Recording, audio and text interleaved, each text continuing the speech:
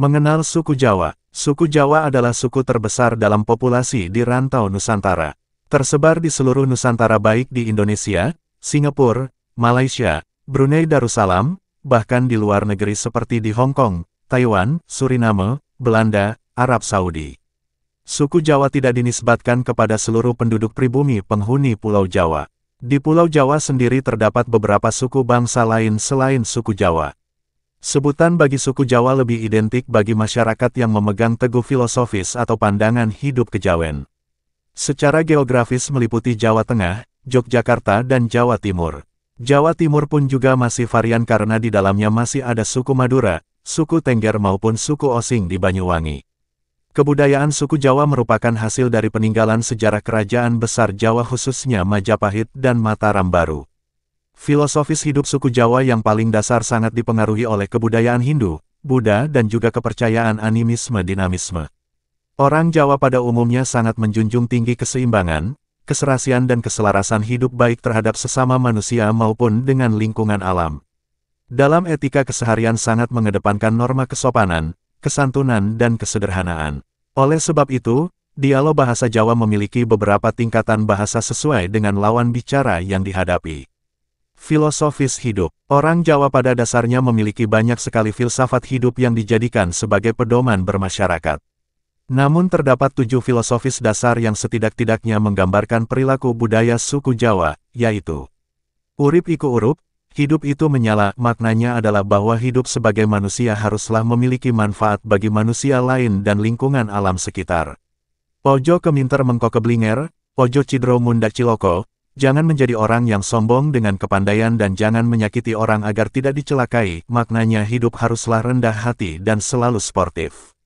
Ojo ketungkul marang jenenge kalenggahan, kadunyan lan kemareman, jangan menjadi orang yang hanya mengejar jabatan, harta dan kenyamanan, maknanya jangan terlalu mengutamakan jabatan, pangkat, harta dan kenikmatan dunia.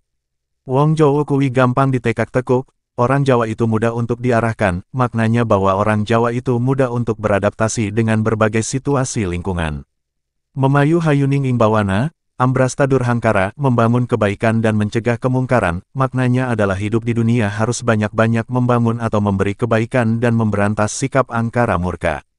Mangan ora mangan sing penting kumpul, kebersamaan harus diutamakan, maknanya adalah bahwa kebersamaan dan gotong royong itu lebih penting dari yang selainnya. Nerimo ing pandum, menerima pemberian dari Yang Kuasa, maknanya adalah harus selalu bersyukur terhadap apa yang sudah dimiliki dan diberikan oleh Tuhan. Ajaran Kejawen. Kejawen bagi masyarakat Jawa asli sudah hampir menjadi seperti agama tersendiri. Ajaran Kejawen pada dasarnya merupakan kompilasi dari seni, budaya, adat ritual, sikap sosial, serta berbagai pandangan filosofi masyarakat Jawa.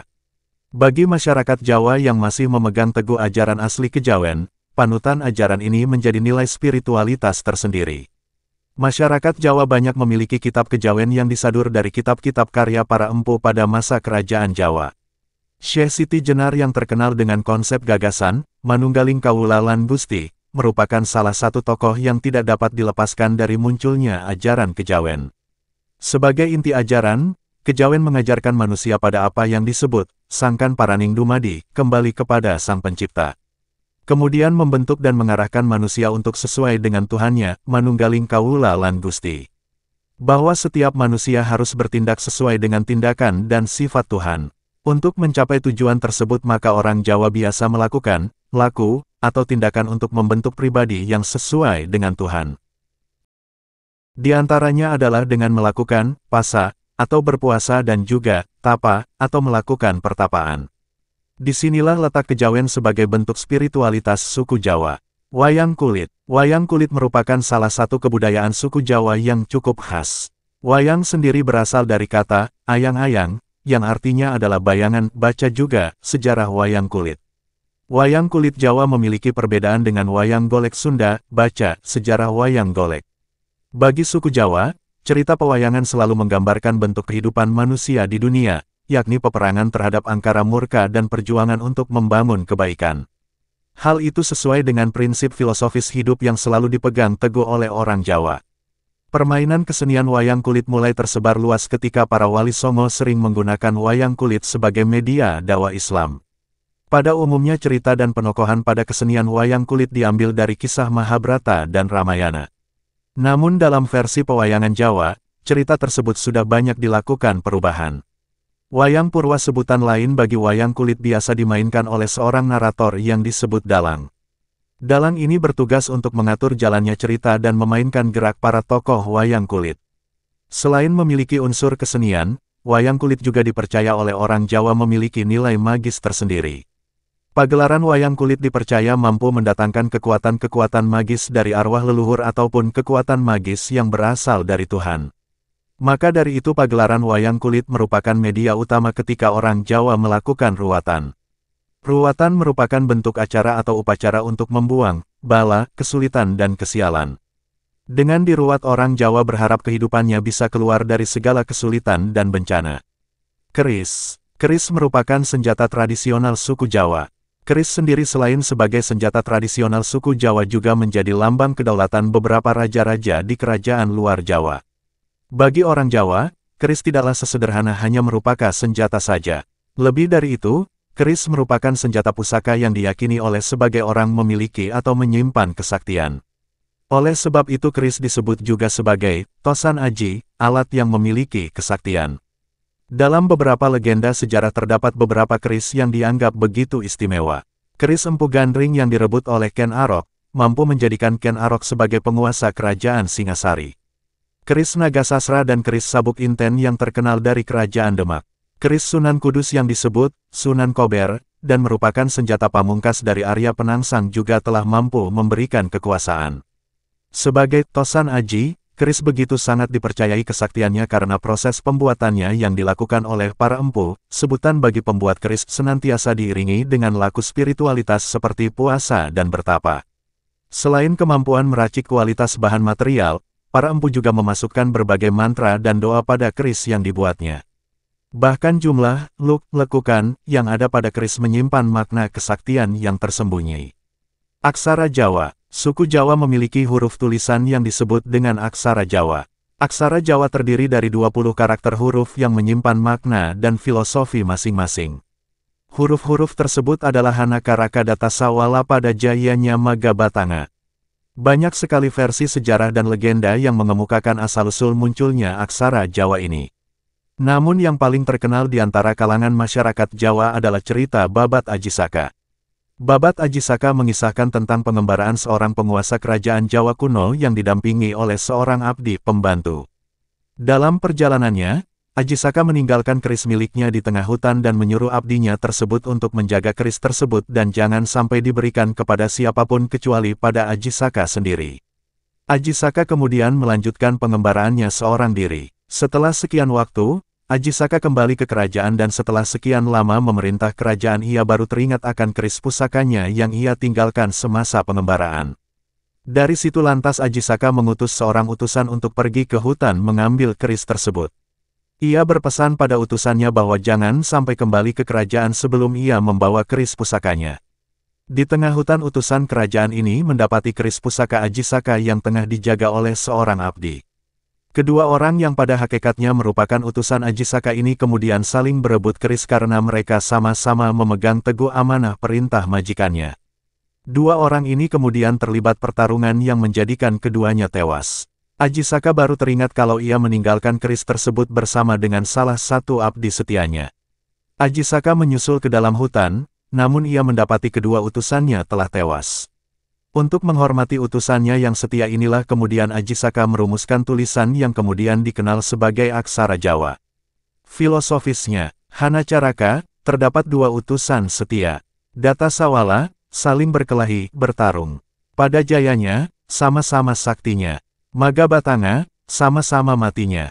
Bahasa Jawa. Bahasa Jawa merupakan salah satu bahasa yang memiliki stratifikasi atau tingkatan bahasa. Orang Jawa sangat menjunjung tinggi etika kesopanan dan kesantunan termasuk dalam hal berbahasa. Dalam bahasa Jawa dikenal yang namanya undak-unduk atau tata krama di dalam bertutur kata. Setidaknya terdapat 3 struktur tingkatan bahasa yang ada dalam bahasa Jawa, tingkatan tersebut. Ngoko, bahasa ngoko merupakan bahasa yang digunakan apabila lawan bicara merupakan orang yang sebaya umurnya atau kerabat yang sudah dekat dan akrab. Secara khusus juga digunakan oleh orang yang lebih tua kepada orang yang lebih muda. Madya, bahasa Madya merupakan bahasa yang digunakan kepada lawan bicara yang umurnya lebih tua atau sekadar penghormatan kepada orang yang sama sekali kurang dikenal. Krama, bahasa krama merupakan tingkatan tertinggi dalam bahasa Jawa.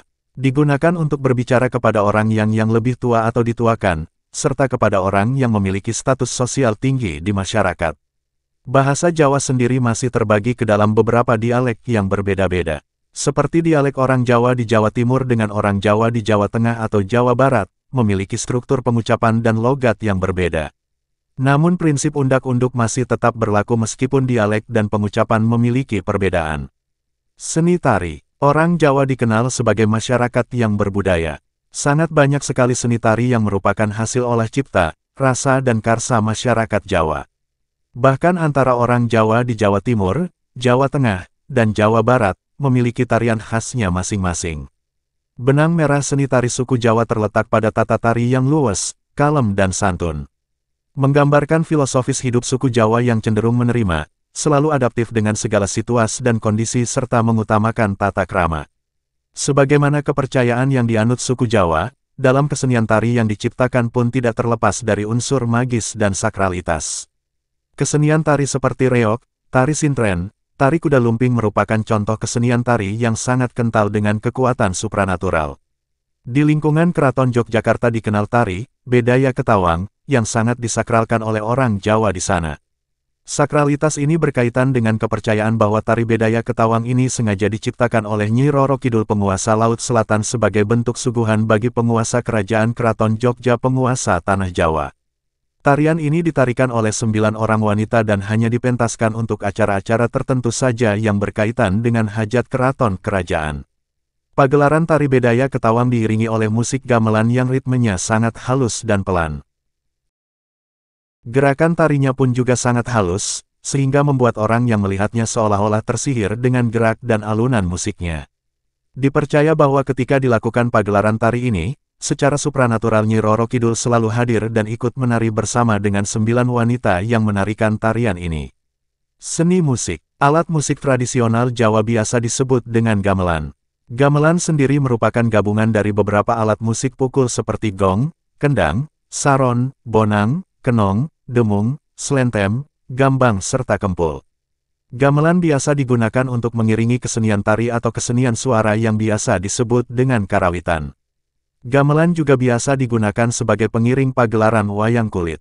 Pada zaman dahulu alat musik gamelan biasa dijadikan media dakwah para wali songo. Mereka menggunakan gamelan sebagai alat untuk memberi hiburan kepada masyarakat sebelum atau sesudah mereka memberikan ceramah-ceramah agama. Dengan media ini masyarakat Jawa mudah untuk dikenalkan dengan Islam dan sekarang mayoritas suku Jawa merupakan orang-orang yang memeluk Islam. Selain di Jawa alat musik gamelan juga dikenal pada beberapa suku bangsa yang lain seperti pada kebudayaan Sunda, bahkan kebudayaan suku Banjar yang ada di luar Jawa juga menggunakan gamelan sebagai salah satu alat musiknya. Kebudayaan suku Jawa merupakan salah satu yang tertua di Indonesia. Banyak sekali kebudayaan suku bangsa lain di Indonesia yang sedikit banyak berakulturasi dengan budaya masyarakat Jawa. Baik dalam bahasa, filosofis, maupun kesenian-keseniannya. Hingga saat ini adat istiadat suku Jawa ini masih sangat dipegang teguh dan terus ditradisikan, khususnya dalam lingkungan Keraton Daerah Istimewa Yogyakarta. Wong Jowo Ojo Ilang Jawane, sumber dari Facebook Karya Budaya Bangsa.